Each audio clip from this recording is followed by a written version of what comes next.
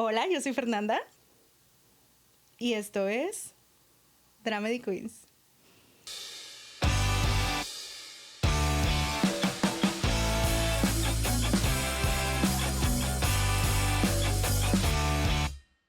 Así es, Dramedy Queens ha tenido un cambio y Andy no va a ser más parte del proyecto. Les voy a decir todo en el drama de la semana. Por supuesto que vamos a hablar de esto, pero antes vamos a hablar de otras cosas. Vamos a hablar de cómo ha sido todo este cambio, de qué es lo que pueden esperar a partir de ahora, qué es lo que este cambio significa para el podcast. Y creo que una de las cosas que es importante recalcar es de que Dramedy Queens seguimos siendo las personas que escuchan este podcast y la persona, en este caso ya una, que está frente a la cámara. No siempre voy a estar sola y eso es algo que me emociona mucho porque de ahora en adelante va a haber invitados en el podcast. Esto es algo que Andy y yo queríamos hacer desde que lo iniciamos, pero por logística del equipo y demás, y micrófonos y las entradas de audio, no habíamos podido realizarlo. Pero ahora es algo que va a pasar. Voy a invitar a personas que considero increíbles y que además son unos verdaderos personajes que yo tengo la fortuna de tenerlos en mi vida, pero que se los voy a presentar también. ¿Qué más va a pasar en el podcast ahora con este cambio? Hay algo que a mí me encantaría compartir con ustedes de ahora en adelante, y es que a mí me encanta Threads, la aplicación, que ahí es como el Facebook de los millennials, ponle, porque ahí nos vamos y cuando pasa algo, todo Threads se entera. Es como un chat grandote en una aplicación y me encanta. Ahorita lo que traemos como en esa comunidad es Hot Chef. No sé si han escuchado la historia de Hot Chef. Hot Chef es una chica que se fue, creo que a Italia, y andaba ya de vacaciones y conoció a un chef ejecutivo y de que se enamoraron y se fueron a vivir juntos y empezaron a vender cursos, pero no funcionó, entonces ya terminaron y es un show en internet, pero de eso vamos a hablar en otro episodio, ¿ok? Pero que sepan que hablar de Threads es algo de que me emociona mucho y creo que va a ser algo que va a pasar mucho en el podcast. Este episodio creo que más de lo que quiero hablar es de los cambios y de los cambios que a veces tenemos en la vida que no sabemos qué va a pasar. Y creo que algo muy interesante de los cambios es de que a veces simplemente pasan y no puedes hacer nada. Pero hay veces en que esos cambios vienen acompañados de una decisión y lo que pase a partir de esa decisión puede cambiar completamente tu vida. Y creo que esto puede ser una de esas cosas. ¿A qué me refiero? Cuando Andy me ha dicho que no va a formar más parte del podcast, hubo una parte de mí que sabía que quería continuar esto, pero otra parte que no sabe cómo hacerlo. Otra parte que siempre tuvo una visión de cómo quería que fuera este podcast, y esa visión incluía a Andy específicamente, porque consideraba que lo que ella traía se complementaba muy bien con lo que yo traía. La idea nunca fue hacer un podcast sola. La idea nunca fue hacer esto hablándole a la cámara. Y les voy a ser sincera, se siente muy raro, se siente muy diferente. Pero me di cuenta de que yo siempre he querido tener un podcast. Desde hace mucho tiempo. Y he decidido, esto continúa, esto sigue y vamos a descubrir juntos qué dirección toma, qué pasa, cómo evoluciona. Y eso es algo que me aterroriza, pero también me emociona mucho. Entonces, antes que nada, gracias por estar escuchando este episodio. Si están llegando apenas y dicen, ¿cómo que ya se fue Andrea? Porque yo sé, y más las personas que nos han escuchado desde el episodio 1, que te empiezas a identificar con las personas que estás escuchando y empiezas a sentirte familiar con una dinámica y de repente esa dinámica cambia y es como, ¿qué está pasando aquí? Entonces espero que sigan estando conmigo en este recorrido y que veamos qué pasa. Ha sido una semana muy rara.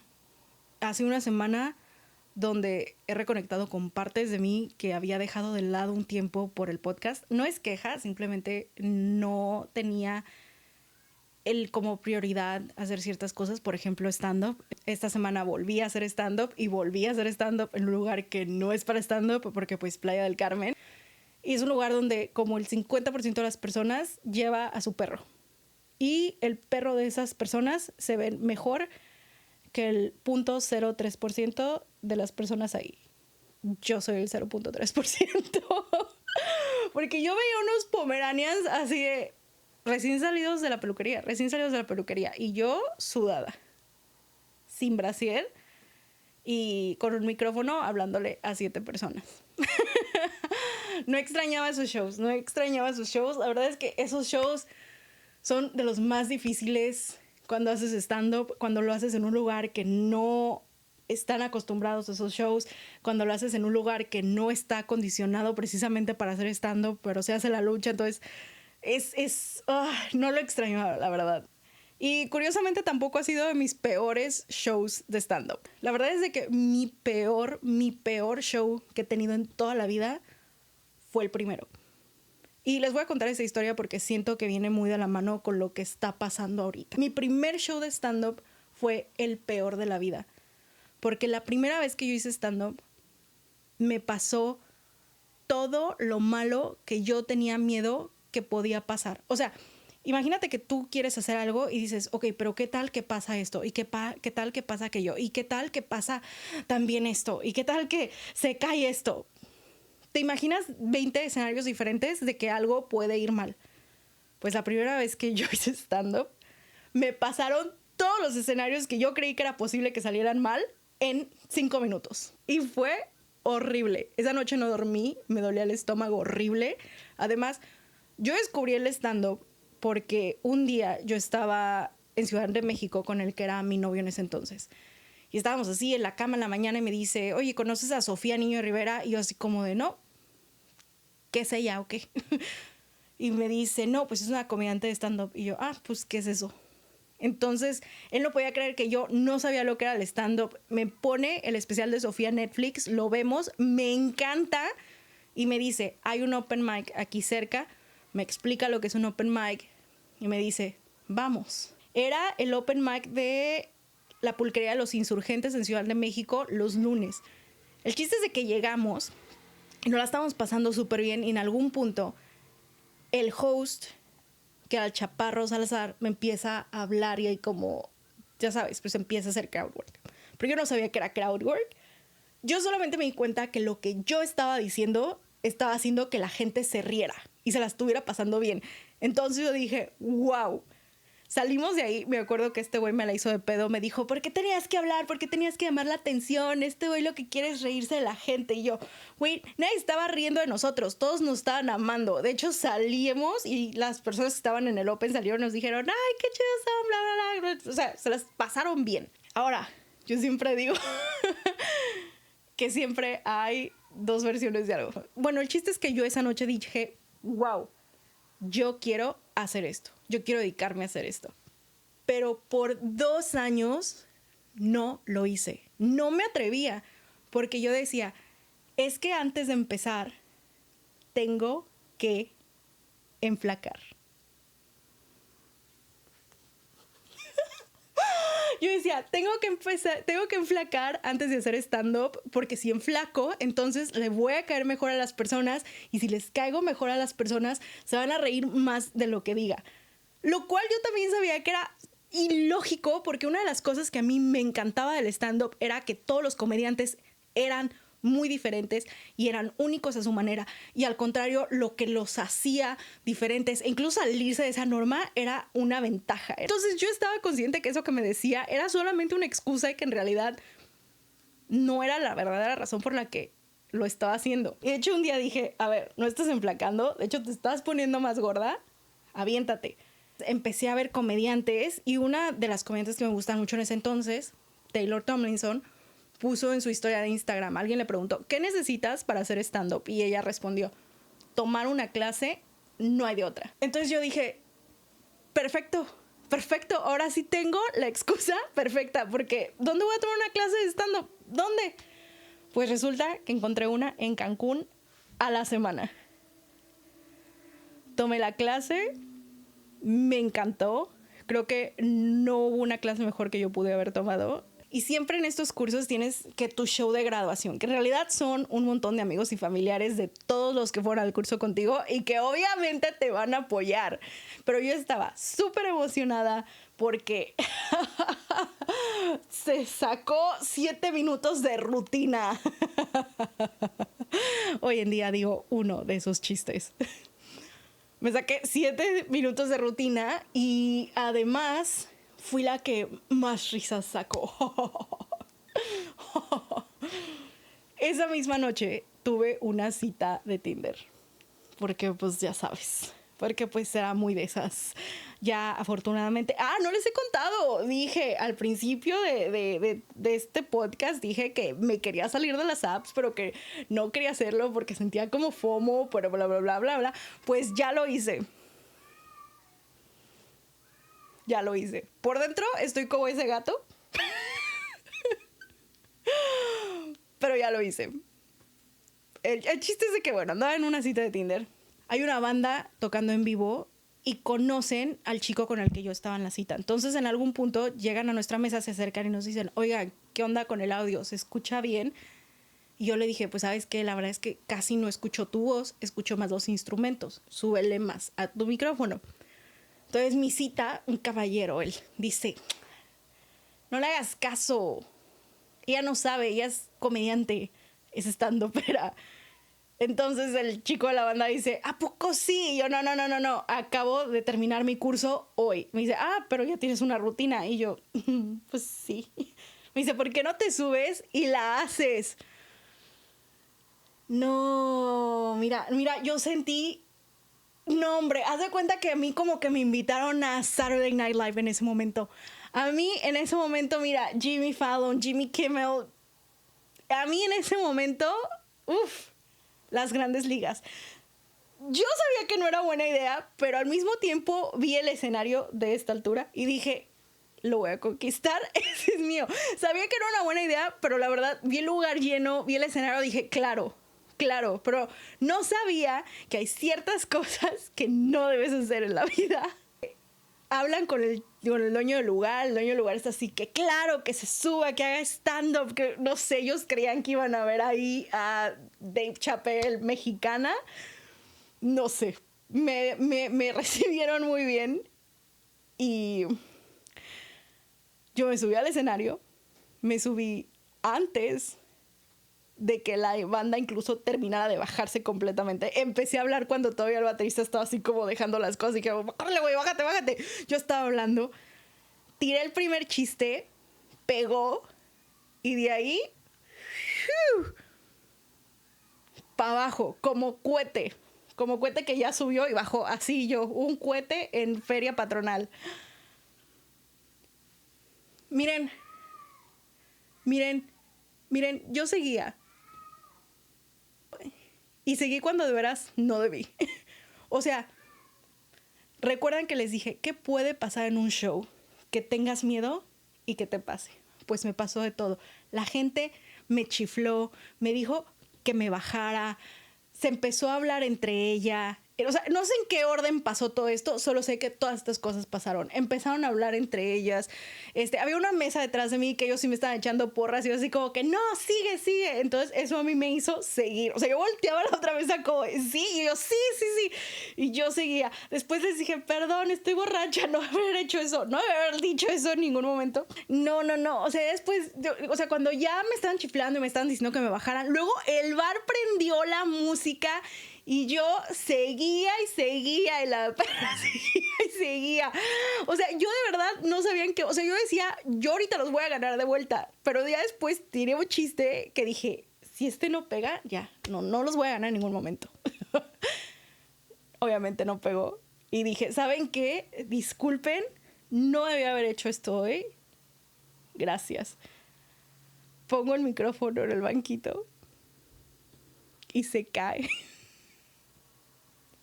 Vuelvo al escenario, recojo el micrófono, lo vuelvo a poner arriba y se va a caer de vuelta. Entonces nada más lo pongo en el piso y me bajo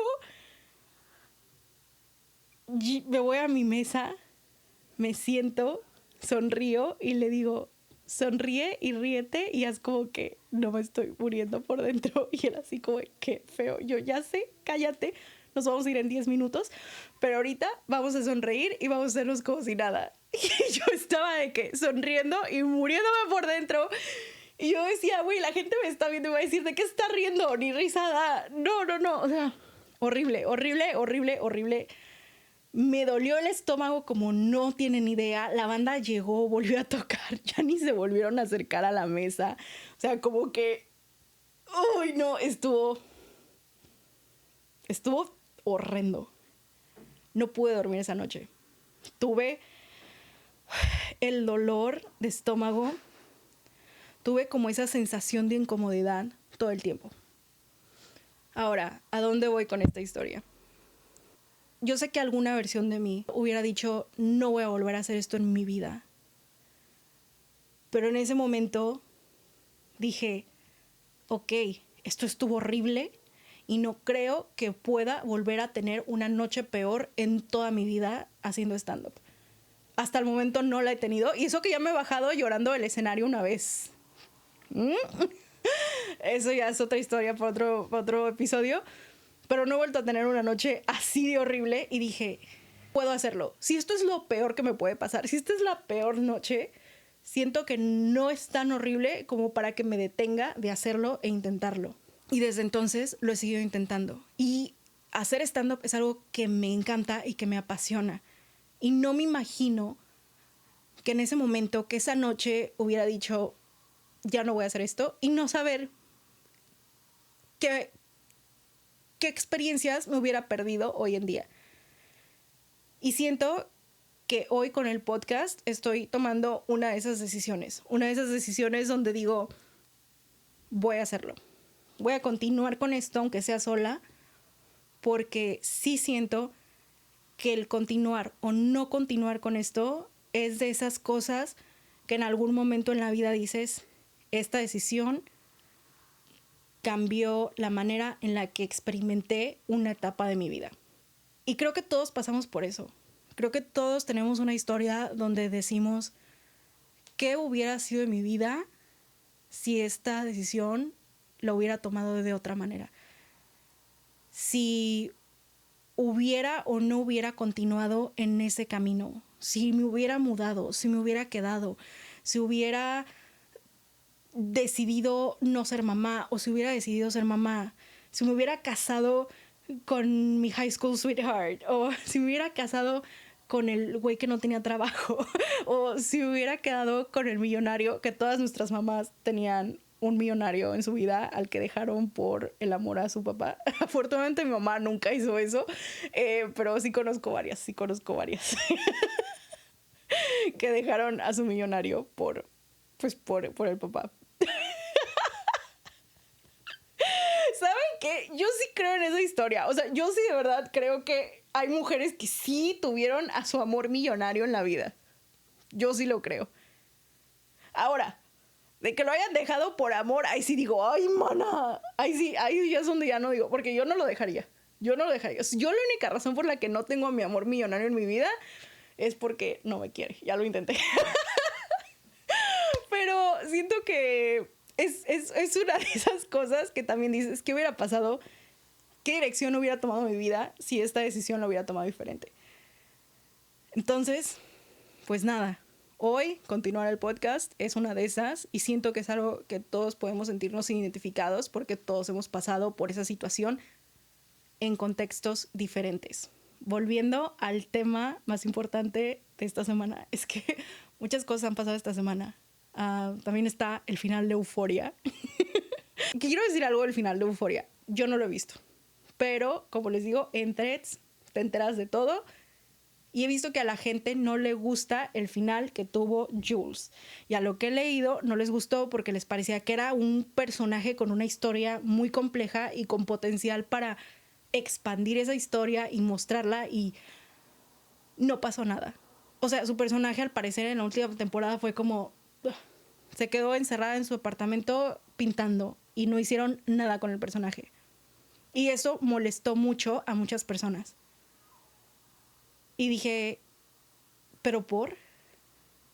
O sea, ¿cuántas personas no son o no hemos sido una Jules? Donde tu historia es muy compleja y tienes muchos lados para dónde irte y terminas haciendo de tu vida por una etapa algo monótono. Y algo que quizá muchos considerarían como, ya, eso es todo lo que vas a hacer. Y eso fue algo que enojó mucho a las personas que ven la serie. Y digo, güey, ¿por qué nos enojamos si quizá es el personaje más real y con el que más nos podemos identificar de toda la serie? Porque no todas somos unas bombshells con OnlyFans, ni escribimos para Hollywood, ni tenemos problemas de drogadicción como la Rue. O sea, creo que es un personaje donde la historia es como, güey, claro, a todos nos ha pasado esto. Todos en algún momento de nuestra vida lo hemos pasado encerrados en un trabajo, en un hobby, en una casa, en algo que parece que nuestra vida no le estamos sacando todo el provecho. Pero a lo mejor estoy mal porque tampoco he visto la serie. Entonces estoy hablando de pura especulación.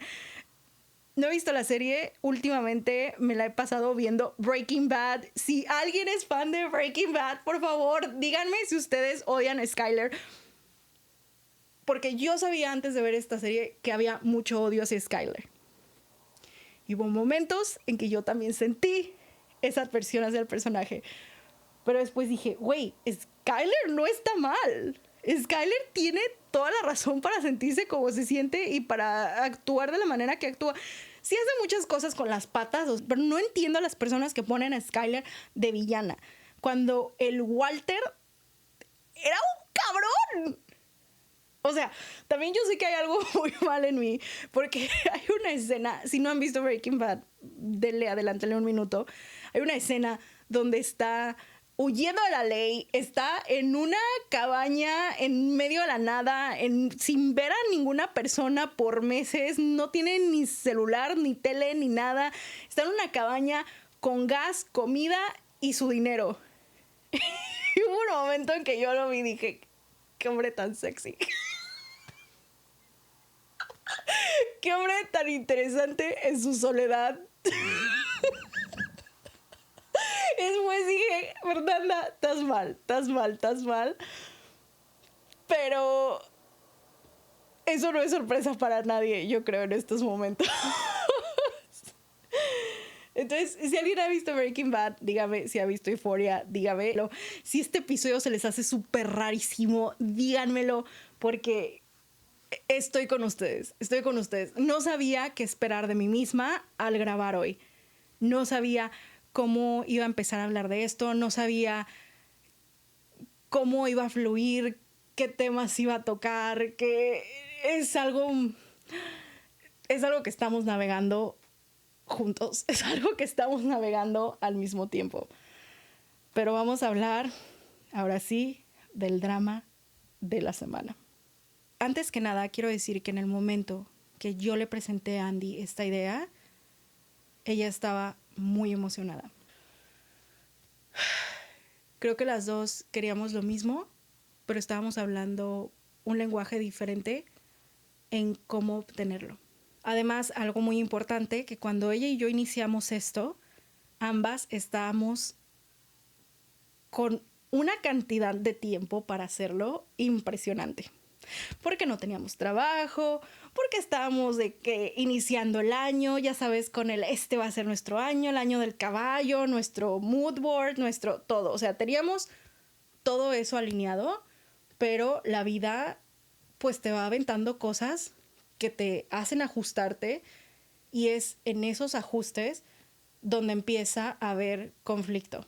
O sea, cuando digo conflicto no me refiero específicamente entre personas, sino de cómo vas a hacer que lo que quieres se alinee con todo lo que está llegando a tu vida al mismo tiempo, con las nuevas responsabilidades, con las nuevas personas que entran, con el tiempo que le tienes que dedicar a esto, aquello, lo otro.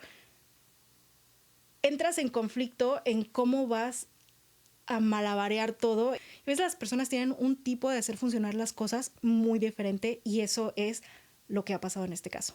Y en medio de todo eso, la verdad es de que un podcast sí es algo que te demanda tanto tiempo como producción, como hay muchas cosas detrás. Y en este caso Andy dijo, yo quiero soltar mi parte. Es esas cosas en su vida que ella dijo, esta decisión ya la tomé y es dejarlo. Y eso a mí me permite también tomar la decisión de, ok, yo no lo suelto, yo continúo y por eso el proyecto sigue y va a seguir de esta manera. Ahora, ¿por qué menciono el conflicto? Porque siento que en este caso, Andy y yo somos un ejemplo muy claro de cómo dos personas lidian con el conflicto. No me refiero necesariamente entre nosotras, pero a todo lo que pasa en nuestras vidas al mismo tiempo. Andy, ella misma lo ha dicho en episodios, ella la manera en la que navega estas cosas es evitando o dejando ir. O sea, literalmente removiéndose de esa situación, ya sea temporal o definitivamente. Y yo soy completamente lo opuesto. Hay 4 tipos de personas que lidian con el conflicto de manera distinta. Son los que evitan, también están los mediadores, que son los que siempre están en la familia y saben cuando algo está a punto de explotar y saben leer como la vibra de una habitación y saben cómo mantener la paz a toda costa. Aunque yo digo que pues no siempre puedes mantener la paz a toda costa, ¿verdad? Porque también están los peleadores, que son esos que se meten en pedos de gratis porque les gusta. Porque son los que toman al toro por los cuernos y de hecho disfrutan el decir, a ver, no, esto es injusto, ¿por qué lo estás haciendo? Esos que se escudan con hechos. Y yo siento que la sociedad sí necesita este tipo de personas que disfrutan el conflicto porque son los que dicen, no, a ver, espérate, ¿qué estás haciendo? Pero también existe la ilusión de que lo estás haciendo increíble sin tener en cuenta que muchas veces las personas se guardan mucho para sí mismos y que en realidad no estás obteniendo compromiso de la gente, sino más como compliance, sino más como, pues te están dando por tu lado. Y creo que algo muy característico de este tipo de personas que lidian con el conflicto de esta parte es de que muchas veces te cuesta escuchar lo que la otra persona te está diciendo. Yo siento que cualquier tipo de conflicto, lo más importante es escuchar qué te está diciendo la otra persona, porque nadie te va a escuchar si no se siente escuchado, pero al mismo tiempo sientes que si tú escuchas primero, entonces corres el riesgo de que la otra persona no te escuche a ti y se hace un cagadero. Y de vuelta, vuelvo a decir, es el conflicto de la vida, de cómo va cambiando, de cómo tenemos que priorizar cosas, de cómo tenemos que acomodarnos, de simplemente no lo abordamos de la misma manera. Y esa es la razón por la que a partir de ahora el podcast va a tomar una dirección completamente diferente. Y pues nada, eso ha sido todo por hoy, pero antes quiero agradecer principalmente a Andrea por todo el tiempo y el esfuerzo y todo lo que trajo al inicio de este podcast. Porque trajo su esencia, trajo sus historias, trajo lo que ella es y lo puso para todos nosotros. Para mí principalmente, que fui con quien convivió durante todo este tiempo y quien me acompañó en este proceso. Espero que nos vaya igual de bien a las dos en la dirección que vayamos a tomar ahora que las cosas han cambiado.